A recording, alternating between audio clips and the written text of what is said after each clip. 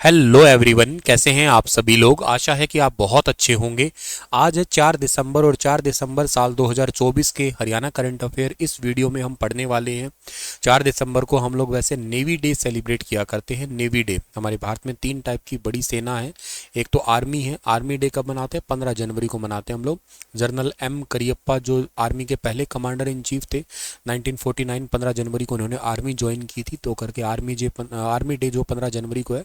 और ex army day कब मनाते हैं? एक्स आर्मी डे तो ये मनाते हैं 14 जनवरी को। उन्होंने ही बेसिकली जो है ना 1963 में 14 जनवरी को आर्मी से रिजाइन किया था, मतलब एक्चुअली वो सेवानिवृत्त हुए थे, रिटायर हुए थे, इस करके एक्स आर्मी डे। और एक एयरफोर्स डे भी आता है। एयरफोर्स डे वो कब मनाते हैं? वो 8 अक्टूबर को मनाते हैं हम लोग। और एक आता है नेवी डे। नेवी डे मनाते हैं 4 दिसंबर को। तो तीनों डे बड़े इंपॉर्टेंट है, याद कर सकते हो आप लोग। चलो खैर, आगे जाते हैं और आज का पहला करंट अफेयर पढ़ें उससे पहले कल आपको एक सवाल दिया था कि हड़प्पा सभ्यता को लेके अभी रिसेंटली एक रिसर्च हुई है। 10,000 साल पुरानी सूखी नदी के अवशेष मिले हैं। ये कहाँ पे पता लगा है? हमें इराकी गढ़ी में पता लगा है। ऑप्शन नंबर डी जो है इस सवाल का बिल्कुल ठीक है।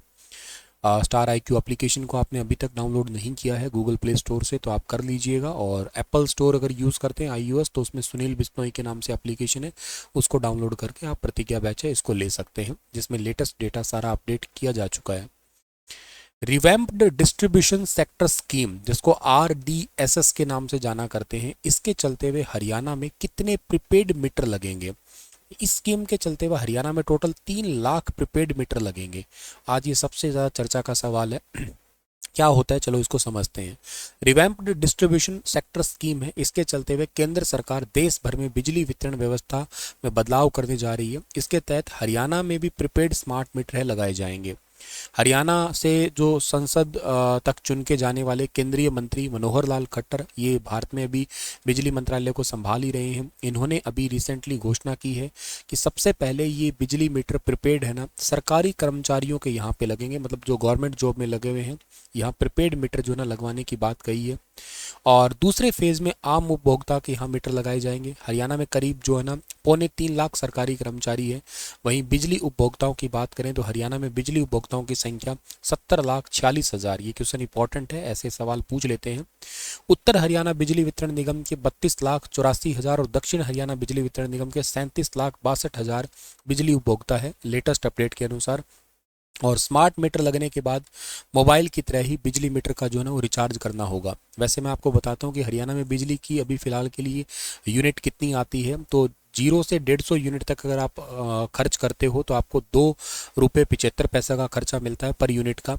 और 150 से 250 यूनिट अगर हो जाती है तो ये 5 रुपये 25 पैसे। 250 से आप अगर 500 तक चले जाते हैं तो 6 रुपये 30 पैसे। और 500 से ऊपर हो जाते हैं 800 तक, तो ये आगे जाने के बाद 7 रुपये पर यूनिट के हिसाब से 7 रुपये 10 पैसे पर यूनिट का खर्चा आता है।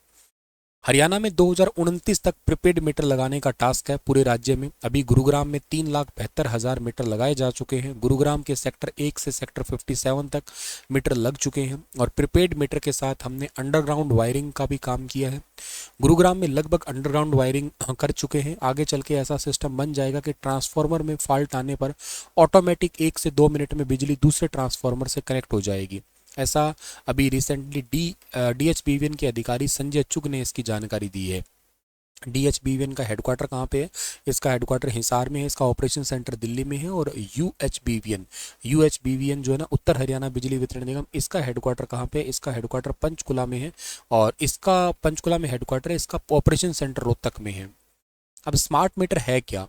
देखो, पहली बात तो ये है कि आप मोबाइल एप्लीकेशन का उपयोग करके बिजली की खपत पर नज़र रख सकेंगे कि कौन सा इंस्ट्रूमेंट जो है ना कितनी बिजली बिजली खा रहा है हरियाणा में, मतलब सॉरी अपने घर के अंदर। और अपने बिजली मीटर को पहले से रिचार्ज कर सकते हैं, जैसे मोबाइल में होता है ना, आप रिचार्ज करके इतने रुपए का पहले रिचार्ज कर दिया, उसमें से धीरे धीरे वैसे पैसे कटते जाएंगे और फिर आपका बात होती रहती है समथिंग लाइक दैट। चाहे डिश टीवी का रिचार्ज जैसे आप करते हैं, मतलब DTH का रिचार्ज करते हैं ना, डिश टीवी, एयरटेल जो भी है, टाटा स्काई, टाटा प्ले जो भी है, इन सभी में जो रिचार्ज करते हैं हम लोग, एज इट इज़ कुछ ऐसा रिचार्ज वाला सिस्टम इसमें भी आएगा।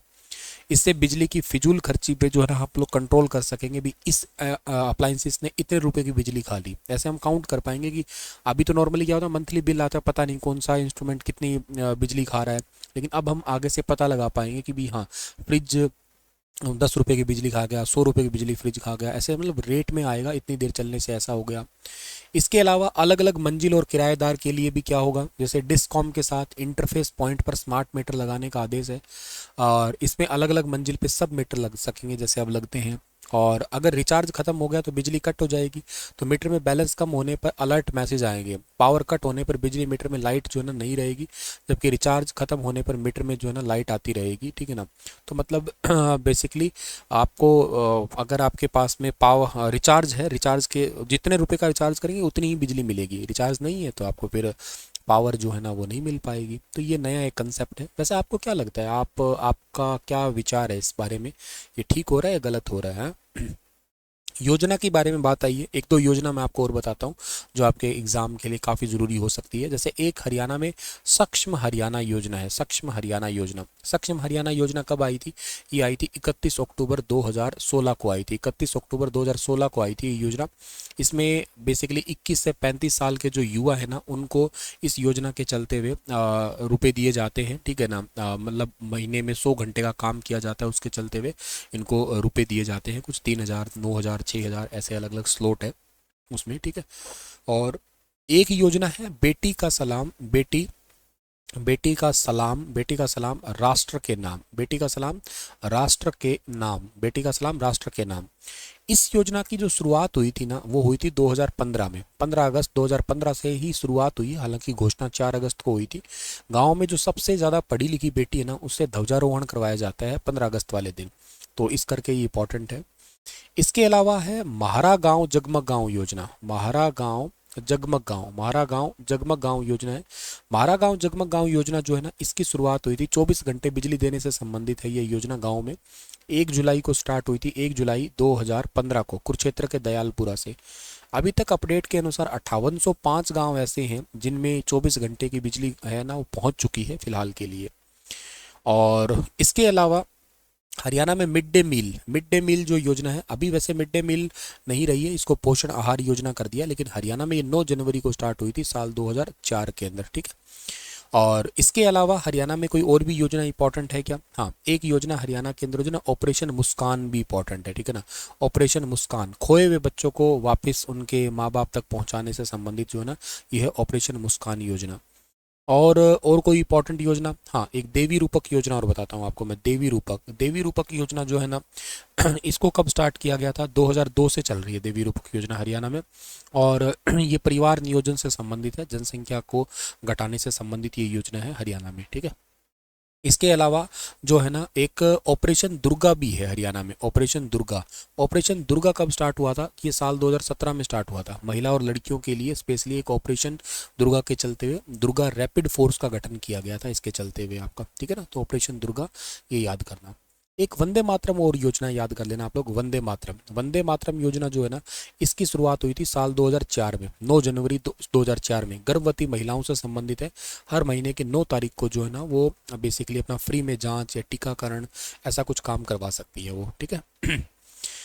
चलो अगला सवाल देखते हैं क्या है कि हाल ही में हरियाणा के पर्यावरण वन और वन्य जीव मंत्री ने 2 से 13 दिसंबर 2024 तक किस देश में मरुस्थलीकरण से निपटने के लिए संयुक्त राष्ट्र सम्मेलन, जिसको आप लोग कहा करते हो क्या, United Nation conference to combat desertification, COP 16 में भाग लेने के लिए नई दिल्ली से एक प्रतिनिधिमंडल का नेतृत्व किया है? तो इसका ठीक आंसर रहेगा, ये जो सम्मेलन होने वाला है ना कहाँ पे होगा? ये सम्मेलन होगा जी सऊदी अरब के अंदर, ठीक है ना। ऑप्शन नंबर इसका ठीक रहेगा डी वाला ऑप्शन।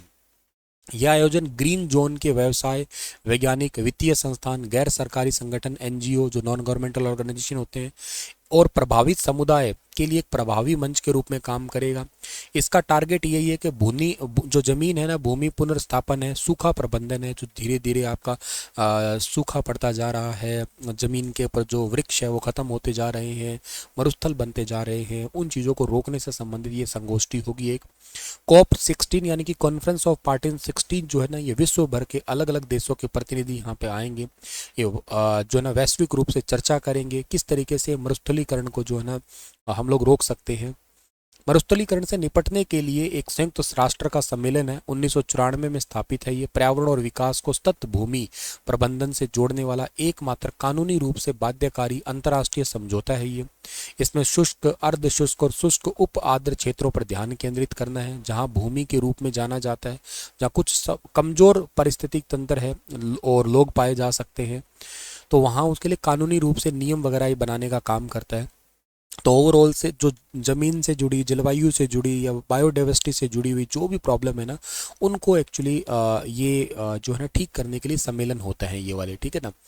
और ये बेसिकली जो है ना जैव विविधता पर कन्वेंशन और एक जलवायु परिवर्तन और संयुक्त राष्ट्र फ्रेमवर्क कन्वेंशन, इनके साथ में भी काम करता है ये। एक और बहुत इंपॉर्टेंट क्वेश्चन है कि भारतीय विशेषज्ञ सलाहकार समूह ने अभी रिसेंटली यानी कि the Indian expert advisory group है ना, इसने अभी रिसेंटली 8 दिसंबर 2024 से प्रारंभ होने वाले पोलियो उपराष्ट्रीय टीकाकरण दिवस यानी कि पोलियो सब नेशनल इम्यूनाइजेशन डे SNID इसको बोलते हैं, इसके अंतर्गत हरियाणा के कितने जिलों को शामिल करने का निर्णय लिया है अभी हाल ही में। तो भारतीय विशेषज्ञ सलाहकार समूह यानी कि इंडियन एक्सपर्ट एडवाइजरी ग्रुप ने अभी रिसेंटली पोलियो सब नेशनल इम्यूनाइजेशन डे, इसके लिए जो 8 दिसंबर से स्टार्ट हो रहा है, उसमें हरियाणा के 6 जिले शामिल होंगे। 6 जिले कौन कौन से शामिल होंगे? एक जिला होगा कैथल, दूसरा जिला होगा झज्जर, तीसरा होगा गुरुग्राम, चौथा होगा फरीदाबाद, पांचवा होगा सोनीपत और छठवां होगा नूह। ये 6 जिले इसके अंदर शामिल किए जाएंगे। ये बेसिकली ग्रुप क्या करता है? पोलियो को ख़त्म करने की सलाह देता है और के साथ साथ उसकी रणनीति या उसको वैज्ञानिक विधि से कैसे जो है ना वो हराया जा सकता है, इस पे सलाह देता है ये। और ये जो कार्यक्रम है ना, ये जिला टीकाकरण अधिकारी, महिला एवं बाल विकास मंत्रालय, शिक्षा मंत्रालय, श्रम, शहरी स्थानीय निकाय, पंचायती राज, आयुष डिपार्टमेंट, चिकित्सा डिपार्टमेंट, भारतीय चिकित्सा संघ, भारतीय बाल चिकित्सा अकादमी, ये कई सारे ग्रुप जो है ना इसको मिलके इस कार्यक्रम को अंजाम देंगे। और इस बात पे प्रकाश डाला गया कि हरियाणा और भारत 2011 से पोलियो मुक्त बने हुए हैं, जो लगातार प्रयासों के कारण एक महत्वपूर्ण उपलब्धि है। मतलब हरियाणा में पोलियो अभी है ही नहीं, 2011 में भारत भी पोलियो मुक्त हो गया था और हरियाणा भी मुक्त हो चुका है। इसका कार्यक्रम ये भी है कि 0 से 5 साल की उम्र के जितने भी बच्चे हैं उन सभी को पोलियो वैक्सीनेशन जो है ना करवाया जाए। और विशेष रूप से मलावी, मोजाम्बिक में पोलियो वायरस के मामले की रिपोर्ट है, उनको उनके मद्देनज़र, जिनका संबंध पाकिस्तान से भी है, तो ये आने वाले टाइम पे मतलब पड़ोसी देश या कुछ देशों में इसके केसेस हैं देखने को मिल रहे हैं, उनको ख़त्म करने के लिए भी किस तरीके से जो है ना भारत का एक मॉडल रूप लेके वो ख़त्म किए जा सकता है। जहाँ पे पोलियो के खतरे ज़्यादा हैं, जहाँ पे चांसेस हैं कि यहाँ से पोलियो बढ़ सकता है, उनको भी 100% कवर करके पोलियो को ख़त्म किया जाएगा। जैसे कुछ इलाके होते हैं जहाँ पे कुछ बीमारियाँ ज़्यादा बढ़ती है, लाइक शहरी मलिन बस्तियाँ होती है, खाना बदोश स्थल है, निर्माण स्थल है, ईंट भट्टे, पोल्ट्री फार्म, कारखाने, गन्ना क्रशर, पत्थर कुचलने का क्षेत्र, ऐसे वाले इलाकों में क्या है कि ये बेचारे सारा दिन मेहनत का ही काम है, शरीर पे ज़्यादा ध्यान दे ही नहीं पाते। तो इन वाले इलाके के अंदर टीकाकरण का काम या इनको थोड़ी जागरूकता, यहाँ पे हेल्थ से रिलेटेड सैनिटाइजेशन प्रोग्राम, ये सब कुछ चलाए जाने के लिए भी सरकार है ना वो कोशिश कर रही है। मतलब इस एरिया को 100% कवर करने का टारगेट है। पोलियो एक जो है ना अपंगकारी या संभावित रूप से घातक वायरल संक्रामक रोग है। पोलियो वायरस से ही होता है, ध्यान रखना आप लोग। इसके देखो एक वायरस इसका है कौन सा, एक इसका पोलियो वायरस टाइप 1 होता है, एक पोलियो वायरस टाइप 2, एक पोलियो वायरस टाइप 3, 3 टाइप के होते हैं। ये तीनों स्ट्रेन एक जैसे ही हैं ऑलमोस्ट, और ये इतने खतरनाक हो सकते हैं, कभी कभी ये मौत का कारण भी बन जाते हैं। ये अनुवांशिक भी होते हैं। ये न्यूरल सिस्टम एक लकवा टाइप का काम कर देते हैं ये। मतलब जैसे पाँव में हो गया तो पाँव काम नहीं करेगा, हाथ में हो गया तो हाथ काम नहीं करेगा, और कई बार तक इतने डेंजरस हो जाते हैं कि ये ब्रेन डेड कर देते हैं, जिससे इंसान की मौत हो जाती है। आमतौर पे 5 साल से कम उम्र के बच्चे जो होते हैं ना, उनमें ये आमतौर पे वायरस पड़ता है, और हमारे शरीर के अंदर ये intestine, small intestine, large intestine, हमारा नर्वस सिस्टम, इन पे ज़्यादातर ये अटैक करता है ये। और ये आमतौर पे कभी कभी आ जाता है इन चीज़ों से, खाने पीने की चीज़ों से भी। जैसे हम लोग पानी पी रहे हैं, खाना खा रहे हैं, और साफ़ अगर नहीं हो रहा है वो खाना, मतलब हम किसी भी जगह पे ऐसे मुंह उठा के खाना नहीं खा लेना चाहिए, वो हेल्थ के लिए बहुत ज़्यादा ख़राब होता है। ये वायरस वहाँ से भी बॉडी में एंटर कर सकता है। इसके लक्षण जो है ना, ज़्यादातर क्या है, स्टार्टिंग में तो लोग मामूली बीमार ही महसूस करते हैं। स्टार्टिंग में मामूली लक्षण जैसे बुखार, थकान, सिर दर्द, उल्टी, दस्त, पैरों में दर्द, इस टाइप से आते हैं आपके। लेकिन जब ये धीरे धीरे बढ़ता है तो एक टाइप का लकवा आना स्टार्ट होता है। लकवा जो आता है ना, ये पोलियो का ही टाइप है एक्चुअली, और कोई बड़ी अलग चीज़ नहीं है ये, और ये फिर परमानेंट हो जाता है।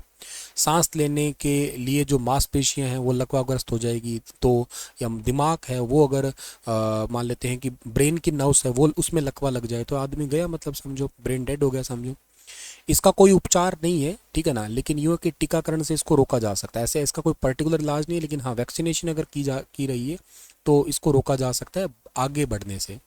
ओरल पोलियो वैक्सीन है ये, बेसिकली 6, 10, 14 सप्ताह तक 3 प्राथमिक खुराक होती है 16 से 24 महीने की उम्र में। ये एक बूस्टर खुराक जो है ना दी जाती है। सार्वभौमिक टीकाकरण कार्यक्रम भी है इसके लिए, एक डिप्थीरिया, इसके अलावा पर्टूसिस है, टेटनस है, ये भी खुराक मिलती है जो इंजेक्टेबल पोलियो वैक्सीन के रूप में इसकी शुरुआत की जा चुकी है। तो पोलियो वैक्सीनेशन बहुत ज़रूरी है क्योंकि बहुत ज़्यादा डेंजरस है ये वाला। हरियाणा के किस जिले में बनाए जा रहे हैं 700 बेड के अस्पताल का नामांकन गुरु नानक देव के नाम पे होगा? ये गुरुग्राम का हॉस्पिटल है जिसका नाम गुरु नानक देव जी के नाम पे होगा। 1000 करोड़ रुपए की लागत से 700 बिस्तरों वाला एक सरकारी अस्पताल गुरुग्राम में बन रहा है ये। इसका नाम गुरु नानक देव जी के नाम पे होगा, ठीक है ना। और ये पॉइंट आप लोगों को इतना सा है जो याद रखना है। चलिए, थैंक यू सो मच। आज का सेशन इतना ही था। आपके लिए सवाल है कि इजरायली शोधकर्ताओं ने सेंट्रल प्रोसेसिंग, मतलब अब से कंप्यूटर में सीपीयू नहीं होगा, ऐसा कंप्यूटर बना दिया बिना सीपीयू वाला भी, सीधा मेमोरी में प्रोसेसिंग होगी। ये इस कंप्यूटर का नाम क्या है? चलो बताओ इसका आप लोग। और वैसे ये नेशनल करंट अफेयर की वीडियो में आप लोगों ने कल वाली वीडियो में इसका डिटेल पढ़ा भी होगा। आपने नेशनल करंट अफेयर देखना स्टार्ट नहीं किए हैं तो आप साथ के साथ वो भी देखना स्टार्ट कर सकते हैं। Thank you so much. Radhe Radhe.